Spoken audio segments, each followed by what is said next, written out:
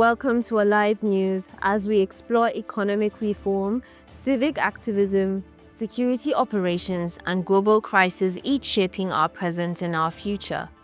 I am Khadija Ibrahim. These are the headlines. President Tinubu cancels the customary Democracy Day broadcast, relocating his address to the National Assembly. The Federal Civil Service directed to become fully digital and paperless by December 2025. Over 100,000 Nigerians now accessing affordable credit through the Credit Corps scheme. In an unexpected departure from tradition, President Bola Tinubu has scrapped the customary Democracy Day military parade and nationwide broadcast, choosing instead to address a joint session of the National Assembly. His speech underscored Nigeria's democratic foundations and legislative oversight. Following the address, a public lecture titled Consolidating on the Gains of Nigeria's Democracy, the Necessity of Enduring Reforms, was held at the State House Conference Center in Abuja. The shift coming on Nigeria's Democracy Day is being interpreted as an attempt to censor national discourse in public institutions. At a press briefing in Abuja, Head of Civil Service Dr. Didi Esther Walton-Jack confirmed that all federal ministries, departments, and agencies must be fully digitized and paperless by December 31, 2025. More than 11 MDAs, including health, finance, and education, have already implemented enterprise content and performance management systems. The initiative, a core component of the Federal Civil Service Strategy 2021 to 2025, aims to accelerate service delivery, eliminate bureaucratic delays, and ensure transparency.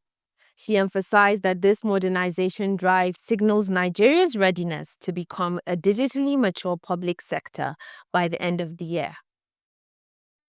In a major boost to economic inclusion, the Nigerian Consumer Credit Corporation, Credit Corps, has now disbursed loans to over 100,000 Nigerians, including around 35,000 civil servants.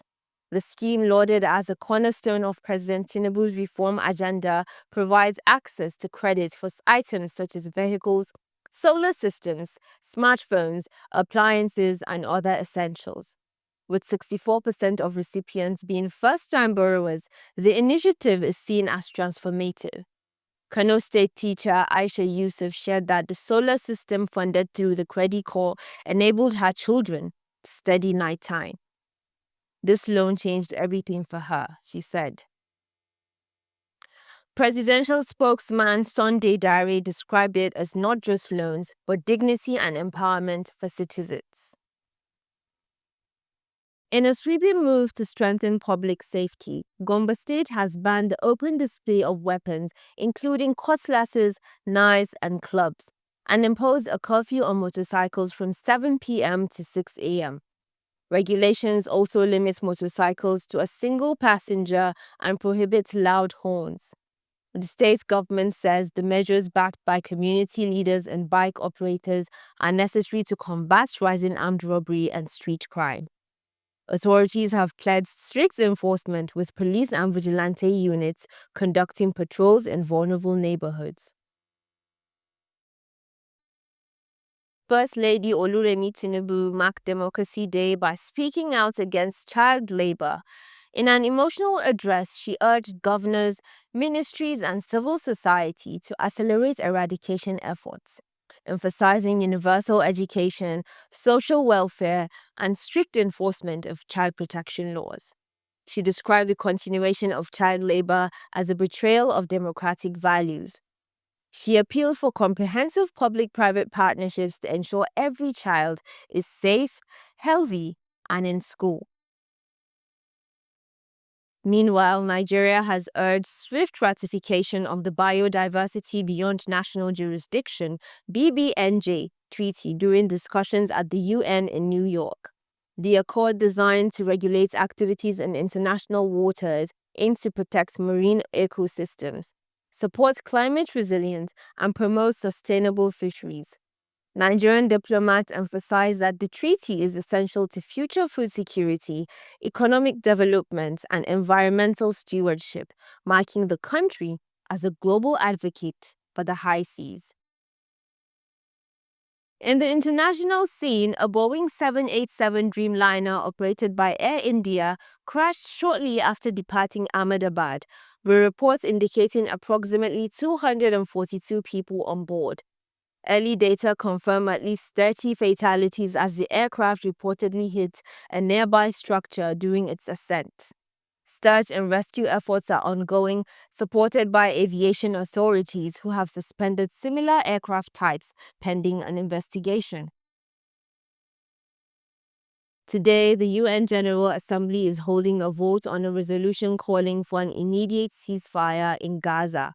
This initiative follows the failure of a similar proposal in the Security Council, stalled by a US veto.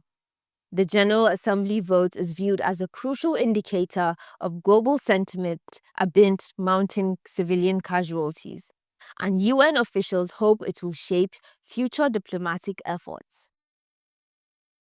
In a timely statement from Beijing, Chinese officials reaffirmed full commitment to the recently signed trade agreement with the United States. Stressing both nations' adherence to agreed terms, the announcement aims to reassure global markets and maintain momentum for cross-border trade flows.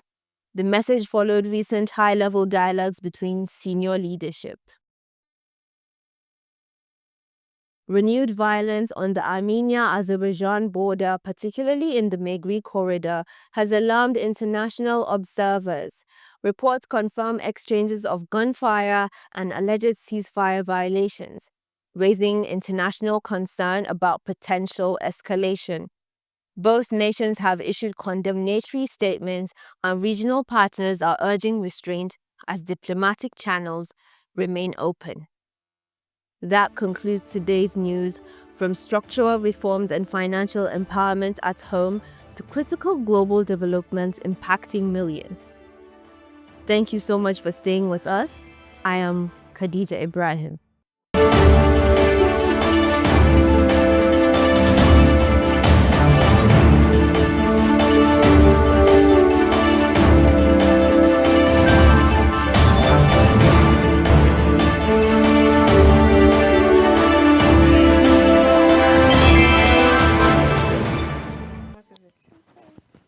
Yeah.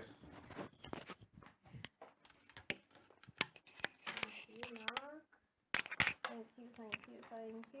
You're welcome.